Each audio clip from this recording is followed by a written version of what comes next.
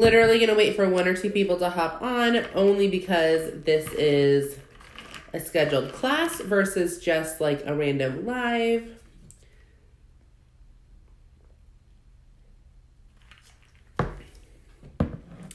See, someone's giving me hearts, and Facebook hasn't even told me anyone's on here yet. So I am not a fan of how behind they are with like showing people, but that's okay. So you're going to want to make sure that you have a pen and paper, something to write on. So I'm going to give you just a couple of seconds to grab a pen and paper. Hey, Janice.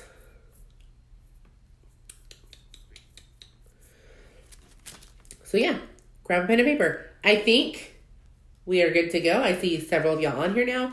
So we're just going to get started. There is a decent amount to cover tonight, so I'm pretty excited. Haven't met for one of these classes for a little while. My bad. Hi. Okay, so first thing that we're going to talk about are the relationships that we have in our own lives right now. So write down a few people for each category if there's more than one. Hey, Haley. Sorry, my eyes are real bad, y'all. I can't see all the comments. And we played in the snow for probably an hour today, so I am looking a hot mess right now. But I didn't want to cancel on this, so I'm just going as is. So you're going to want to write down your spouse, which should only be one person, hopefully. Any of your kids that still live at home. If you're older, you're going to write down your kids that don't live at home. Hey, Tracy. You're going to write down 2 or 3 coworkers that you want to build relationships with, or that you're friends with, or like people that you again kind of care to build that personal relationship. You're not going to write down all your coworkers. Like, you would be spending forever trying to build relationships with all these people. 2 or 3 people that you go to church with. And again, you can't write down everybody, but pick 2 or 3 that you really want to cultivate like a deeper relationship with. And then 2 or 3 friends. Now for me, coworkers and church members kind of cover it because my kid's homeschooled, so I don't have like parents of her friends or anything like that. But if you have like extracurricular sports activities, or you just have friends outside of work and church, then that's the category that they would go in. So literally that's your homework for today. It's super simple, but you're going to put some of this stuff into practice with some of these people. So you want to write down for each of those categories. Hey, Jocelyn. Hey, Sheila. Hey, Savannah. Hey, Tracy. I see a lot of y'all on here that I know. So drop me a 1 in the comments if you have ever said something that immediately after saying it, you're like, that could have offended somebody. I can drop lots and lots of 1s in the comments. I have those people that I know, everything that comes out of my mouth, I've got to like tiptoe around because they get offended about everything. And then I have those people that I know that I'm very lucky to know that if I say something stupid or I just don't think before I speak, they're going to understand and they're not going to take it personal. Hey, Trish. So that's kind of what we're talking about tonight, is just the relationship bank. So we talked about your personal bank account, like, I don't even know, 2 months ago or something. So tonight we're talking about the relationship bank account and making withdrawals and deposits in your relationships with other people. Because it's funny, it says this so many times in the book, but one withdrawal, so one negative thing can take dozens of deposits to make it even again. It's not like a normal bank account where like you take $10 out, you put $10 in. When it comes to relationships, you could do something negative that makes somebody distrust you or look at you differently or whatever. And it takes a lot of deposits. It's not just one. So that's kind of what we're talking about. And I really love the analogy that they give. Every single person that you come in contact with, you open a bank account. Or not technically a bank account. You open an account with. Doesn't matter if you want to or not. Like the whole your first impression, like you only get one, it's kind of along these lines. Because you make a lasting impression on somebody the first time you come in contact with them. The difference between a regular checking account and something like this is you can't close this. It stays open forever. So I'm just going to use Janice as an example. Like if I saw her walking on the street, never met her before, and I put my head down and kind of, step sideways so I didn't have to say hi, I opened up an account with her that was probably negative. At the same token, if I go out of my way to make eye contact and tell her hi, I opened up a bank account that was positive. Now you might say, who cares? You passed her on the street. You're never going to see her again. You don't know that. You have no idea who God brings into your life and for what. For all you know, that person that you pass on the street, you could be in a PTA meeting with them the next week with your kid. You say, my kid doesn't go to school. Okay, your kid could join a sports team. That person could walk through the door of your church. You have no idea. So yes, just walking past someone on the street really doesn't matter what impression you leave if you don't ever see them again. But if I walk by that person and I purposely put my eyes down so I don't have to say hi to them and kind of like avoid them, and then they walk through my church the next morning and I'm their kid's teacher, probably not going to have like a great first impression of, yeah, I definitely want to leave my kid with this person. Where if the opposite, I went out of my way to say hi and make eye contact and at least smile, they drop their kid off at church with me the next day and they at least have that feeling of like, oh, this is probably a good person. So again, you don't ever know who you're going to meet next. So I would just challenge you, every person you come in contact with, remember you're opening an account with them. What do you want that account to say about you? And then the third thing is, like I said, one negative withdrawal could take you a week of deposits to make up. I just want to talk about 6 ways to make withdrawals and deposits in somebody else's bank account. Girl, I'm guilty too. I am not a friendly person.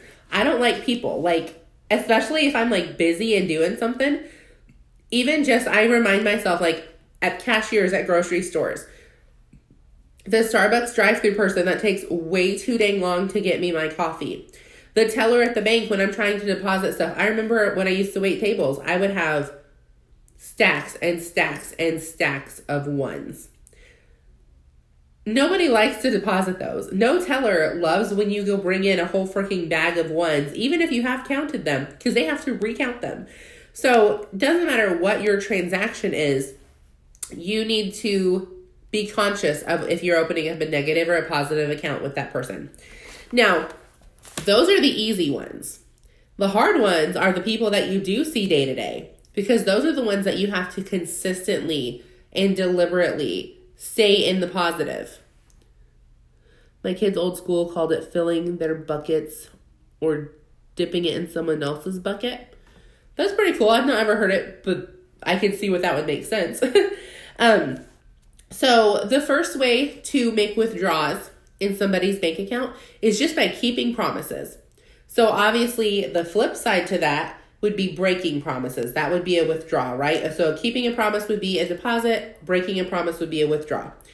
And I feel like when we think of promises, we think of big things.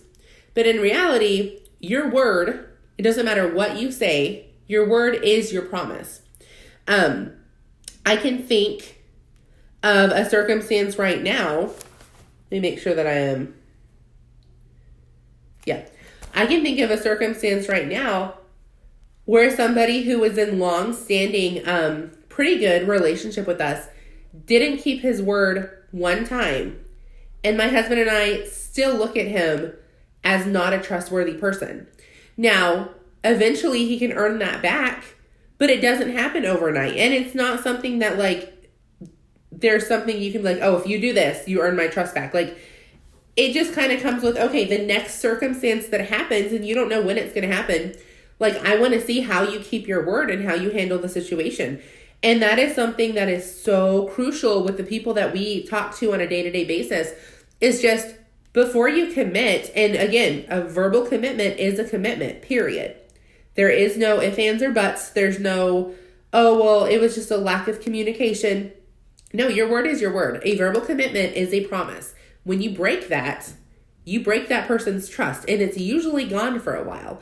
So when you are just having day-to-day conversations, if somebody asks you to do something or asks your opinion on something or whatever, think before you speak. And if you don't have an answer, don't be scared to say, you know what? I don't feel comfortable giving a yes or no on this. Can I get back to you in 24 hours? Or you know what? I would love to do this for you, but I need to double check something. Can I get back to you tomorrow? Just anything. Hey, that is fine. You are welcome to hop on whenever you've got breaks. So anything that requires a commitment on your part, just think it through before you make it. And that is so much easier said than done. I get it. Number 2, one of my favorites. Number 2 is random acts of kindness. So by making a random act of kindness towards somebody, you're putting a deposit in their bank account. By just keeping to yourself and really not ever going out of your way to be kind to somebody, then you are withdrawing, even though you're not actually doing anything, but you're also not doing the positive. Sorry guys, I have allergies like nobody's business. Every time I travel, I swear, like my nose runs. And I think I heard my husband get home, so he might be popping in here being like, you know, what are you doing? I texted him, but I don't know if he got my text message. So anyway, random acts of kindness. So this is fun, first off. I love doing this. If you can think of any random act of kindness, drop it down in the comments. Doesn't matter if you're watching this live or watching the replay, any random act of kindness. Yeah, kindness goes such a long way. I can tell you, don't tell me that. She said it's freezing in Florida. I'm going to be in Florida on Wednesday. I don't want it to be freezing. I want it to be nice and warm. So I can tell you, I have a ton of friends all over the globe because of the business that I do. But like people that I see on a consistent basis, I have 3 that I specifically work on my relationship with because they're 3 that I consider like some of my best friends that I actually see day by day. One of them, if she's watching this, she's going to laugh. I think she watches most of my videos, so she'll probably laugh. For Christmas, she got me a towel that had like eyelashes and lips on it. And like, absolutely, I wish I had my cup that matches it. Like my brand to a T. Like I'm pretty bossy. Like I get stuff done, but I am very girly. I didn't used to be like this. I think my husband definitely domesticated me a lot more than I thought he would. And I'm not complaining because he takes real good care of me. But we kind of laugh because used to be like you give me something camo and that would be pretty sweet for my life. Now, like, give me the makeup and the coffee. 60 when you get here.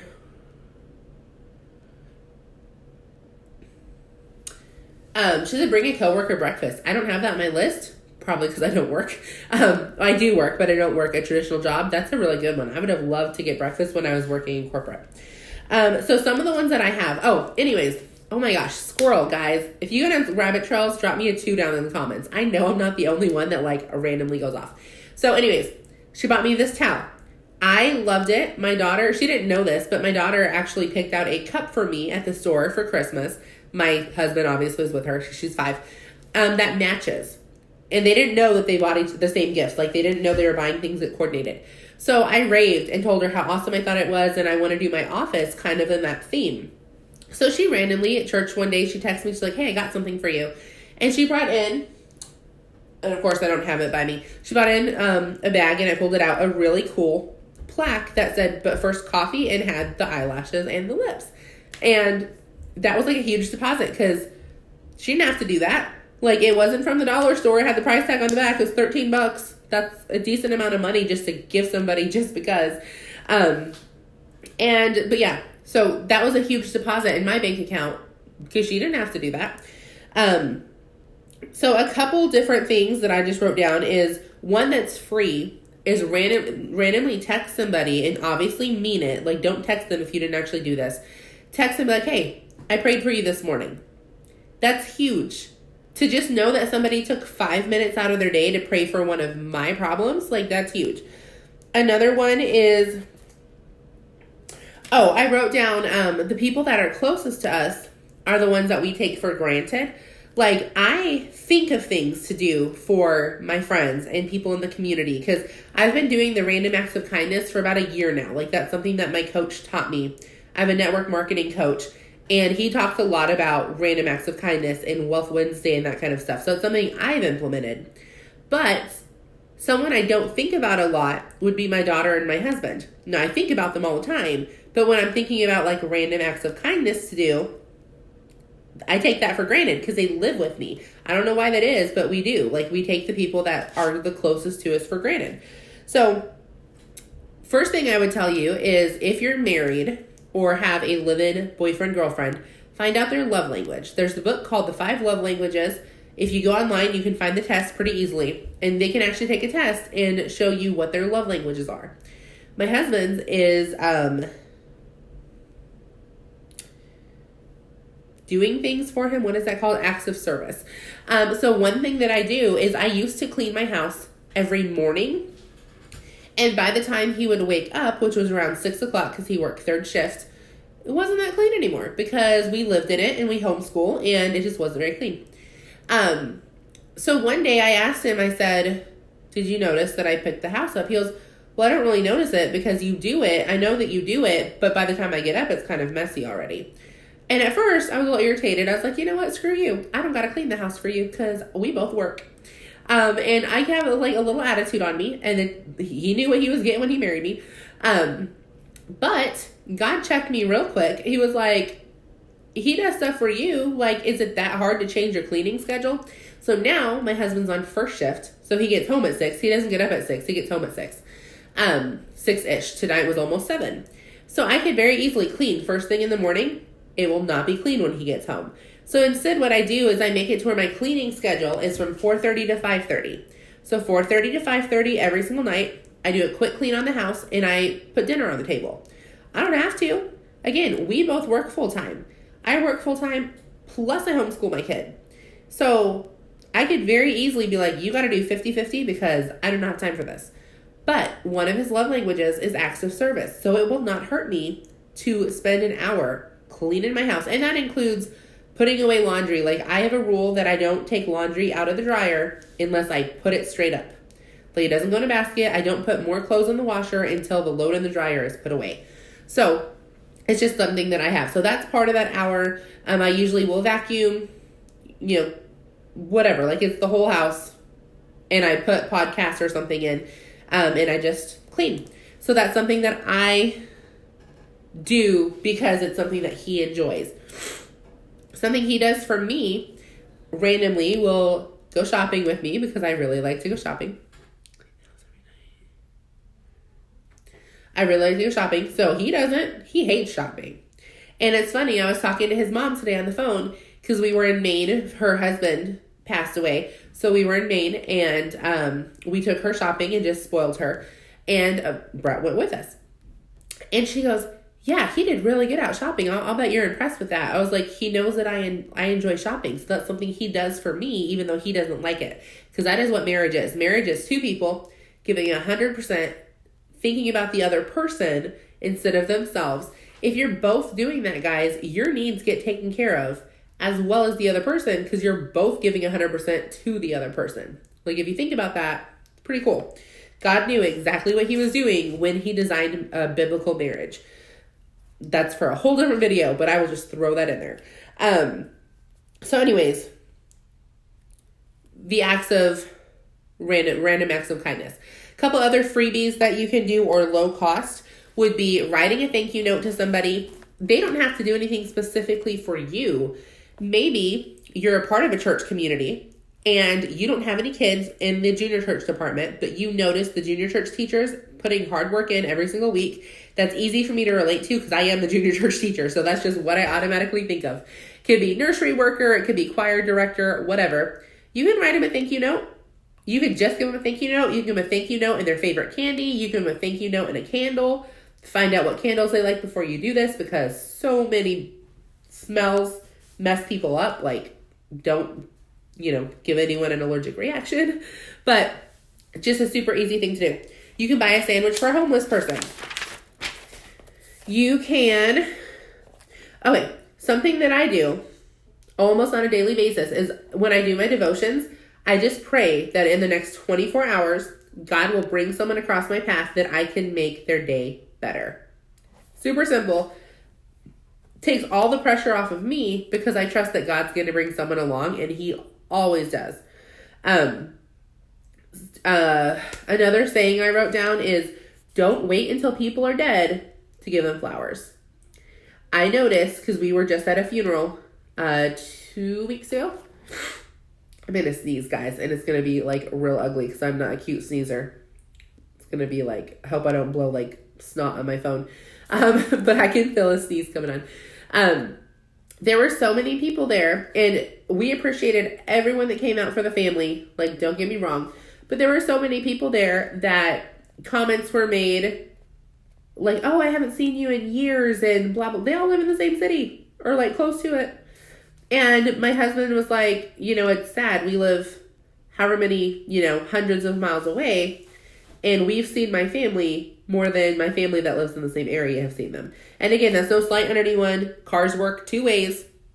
But that's something that we definitely want to make more of an effort on, is just keeping those relationships with our family open, because we do all live all over the place.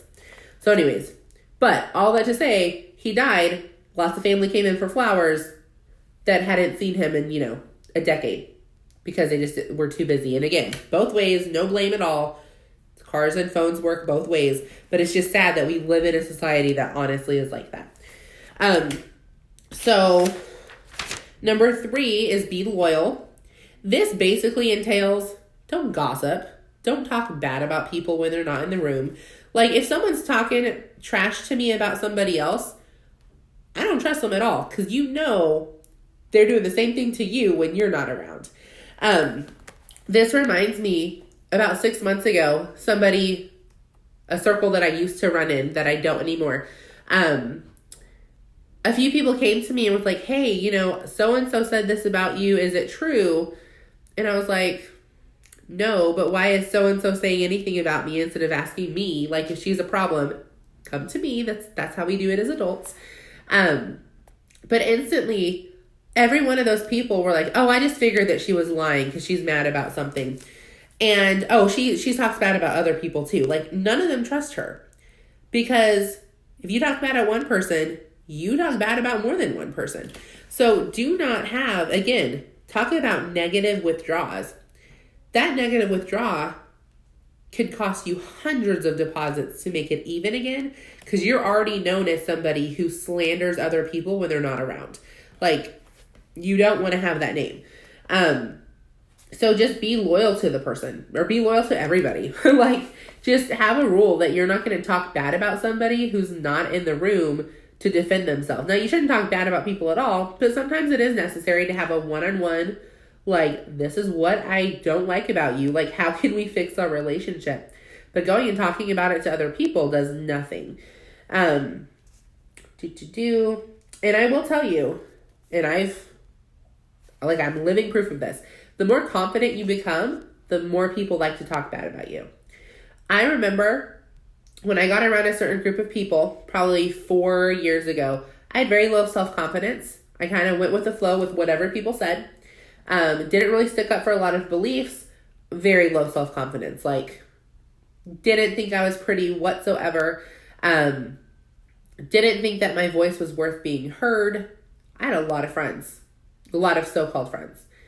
I started getting out of my shell and really working on personal development and working on my self-confidence.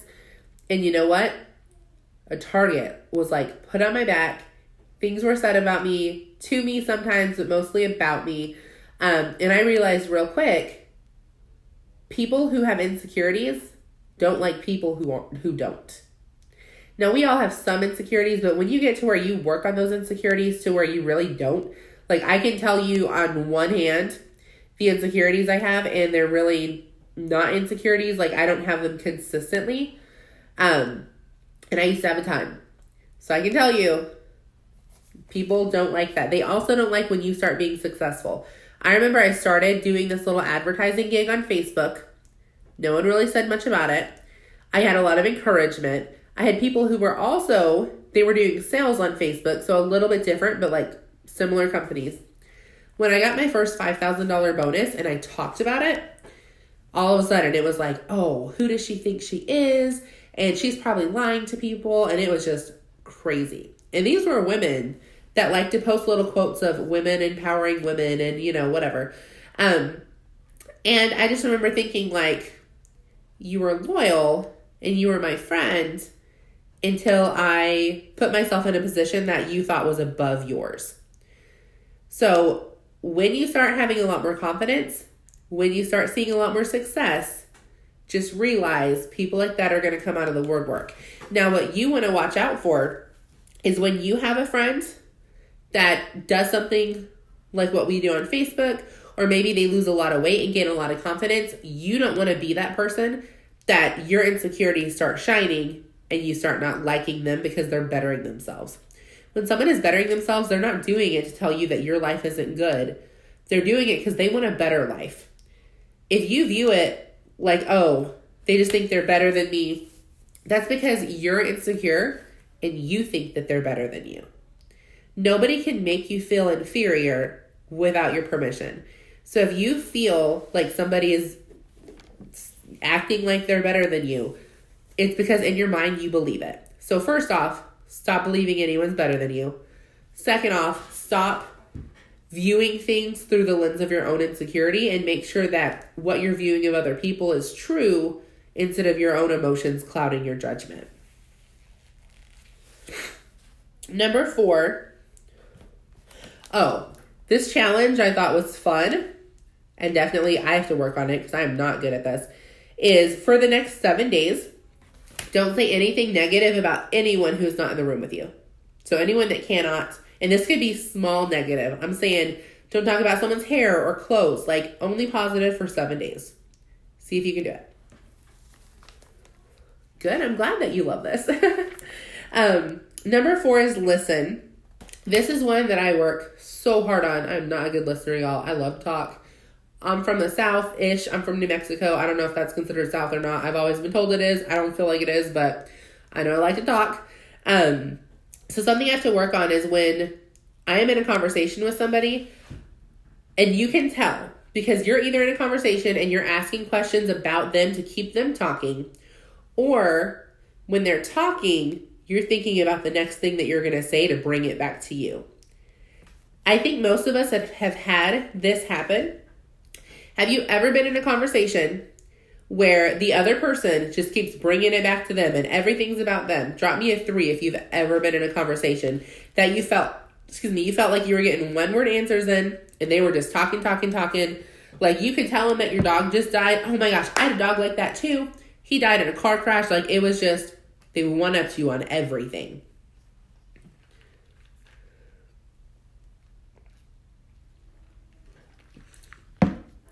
And then drop me a 4 if you've ever been that person. This is going to take a lot of guts. I will drop a 4 down there. I used to be really bad at this. Like in college, I was an awful listener.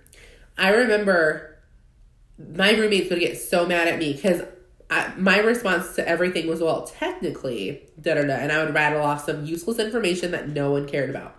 Guys, I started college at 16. I was that obnoxiously book smart kid. I didn't have a lot of street smarts unless you put me in a fight. Then I had some street smarts, but like common sense pretty much had 0. But I could rattle off some random info that no one cared about. So I love to correct people, especially on their grammar. I am a grammar Nazi. I used to be that person on Facebook that was like, I'd see someone's post and I would go under, I think you meant your with an apostrophe. Like, I was not a good person. Yeah, used to be. I'm not saying now. I would say now, on a scale of 1 to 10, probably a 7 when it comes to listening. I strive to be a 10. I am not there yet. But used to be, I probably would have gave myself a 2, and that was like grading on a curve. So just listen. Be a good listener that actually puts deposits into people's bank account. Number 5, say you're sorry. This is easier said than done. People also notice it. We had a meeting with myself and Brett and 2 other people who had a disagreement with us, several actually, that kind of all came to light at once. And we all came to this meeting. There were 4 of us sitting there. And a lot of it turned into us apologizing to each other for different things that we had done. We had all said things that didn't have tact. We had all said some things that probably we meant to hurt, if we're being honest. We had all just done some things that were not Christ-like. So we were all apologizing, except one person. They were sitting there with their arms crossed, didn't apologize for anything. And when we walked out of that meeting, I remember, yeah, it sucks. I don't like apologizing. My husband was like, wow, so-and-so didn't apologize at all. Like, did you notice that? And I was like, I did. They had just a very, prideful look on their face. They did no wrong. It was everybody else's fault. And we were kind of like, okay, their heart is not right now. And all we can do is pray for them. And we have been, as a family, we've been praying for this person for a while. Nothing has really changed yet. However, we've changed. We've started looking at it like that person has a lot of hurt going on. They're not happy with their life right now, or they wouldn't be acting the way that they do. Because when we sit back and we have pride and we won't apologize to people, that's a reflection of our heart. It's not a reflection of the other person. It's a reflection of us. So if you won't say you're sorry, then it takes huge withdrawals out of somebody's bank account, because again, they look at you like somebody who you don't really care about them. You just care about being right. And so it's something that if you will really sit and pray for that person, and this was a little off topic, obviously, then it'll change you, because you'll realize, again, people view things at the lens of their own insecurities. It does not matter what we would have said to this person, because everything we said was they came back with a comeback about why we were wrong and why we were hurting them and why we were doing things to be mean.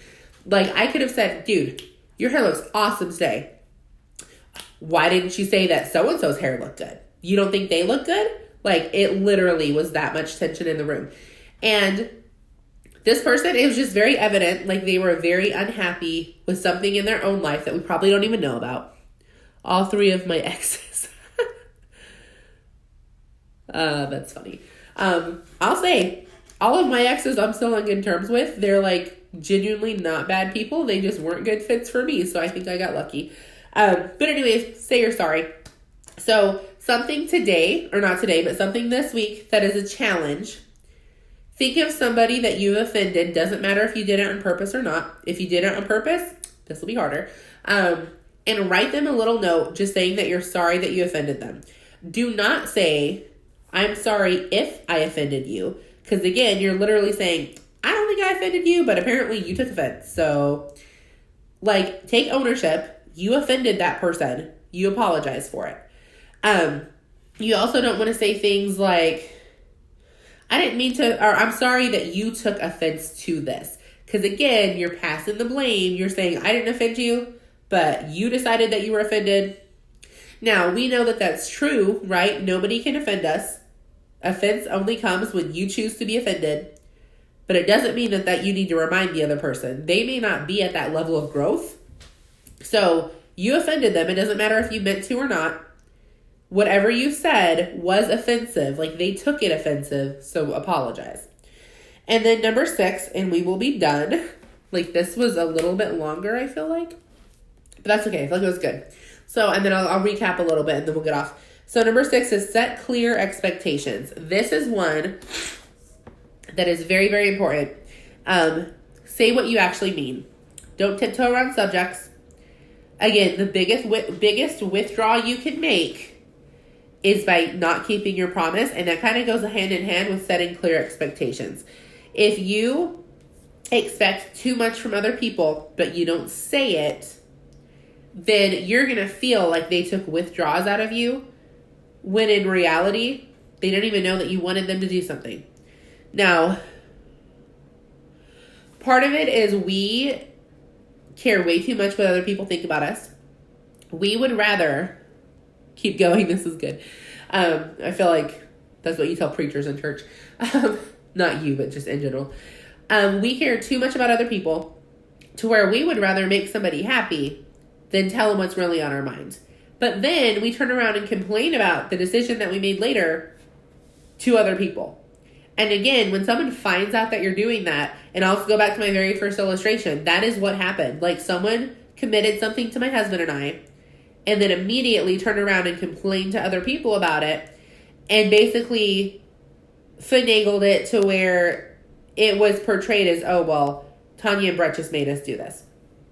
I didn't have a gun to your head. Like, you committed. I'm sorry that you don't know how to keep your word. So it was something that legitimately it was hard to swallow, because this was a person that we really, really trusted and looked up to. And when they did this, both of us were like, okay, like, we need to watch this person because they aren't trustworthy after all. Now, again, they apologized.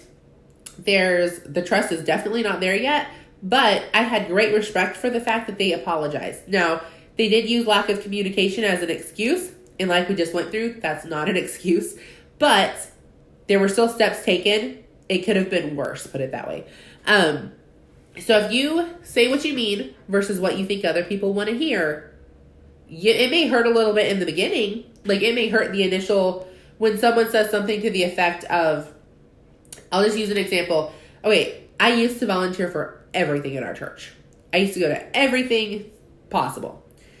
This past Christmas, there was a Christmas party that was happening. It wasn't a time that was convenient for me. So I had planned on going because it was on a different day. They changed it to a time that wasn't convenient. I could have made it work, but it just wasn't something that I wanted to give my time to. And I said, I hope you guys have a lot of fun. I'm not going to be able to make it this year. No hard feelings. Like, you did what was best for the majority, and that's what you have to do at a church function like that. And initially, I was like, ooh, people are going to be mad. And then I was like, it doesn't matter if they're mad. And no one was mad. Like, people understood because that it just was what it was. I just didn't want to give my time to it for that day. Horrible apology. It wasn't a great apology, but again, I feel like there were strides that were made. So anyways, it was a little bit uncomfortable when I was saying the words, but it was much less uncomfortable if I would have committed and then either gone and kind of like hated it the whole time, or decided to back out last minute and make up some lame excuse that I would have felt much worse about. And people see through that. Like, we always think our excuses of not following through are so good. They're never good. People see through those. Like, just stop making excuses. So I hope this helped. Again, this is all about building relationships with other people and influencing people. So whether you're just wanting to use this to build friendships, or you're in a leadership position and you have people underneath you that you are influencing, these 6 keys are keys. They're key to having good relationships. So, go back and watch from the beginning if you're hopping on, but just to recap real quick, do these 6 things and you will build awesome relationships. Keep your promises. Do random acts of kindness just because. Be loyal. Listen. So, I think Miss Gaona was in college. One of our professors always said, God gave you 2 ears and only 1 mouth for a reason. You're supposed to listen twice as much as you talk. That has stuck with me since college. Number 5 is say you're sorry. And number 6 is set clear expectations. So AKA say what you mean, not what you think other people want to hear. So if you've got the book and you're tuning in next week, just kidding. We won't have a class next week because I will be in Florida partying it up with my friends. Not like partying, but I won't have a kid. So, I will be living the single life as much as you can get when you're married. I won't have any responsibilities. No getting up at a certain time or going to bed at a certain time or having a kid crawl in bed with me in the middle of the night because they're scared of the dark. Like, I'll be loving my life even more for a few days living it up in Florida. But the week after, we will have the class. So if you have the book, you want to read pages 146 through 152. And if you have the workbook, you want to do pages 122 through 134. If you don't have the books, that's fine. As you saw from this video, everything is laid out, but the book has like a little bit more practical applications and like different tests and stuff for you to go along and do with us. So, have an awesome Thursday, guys.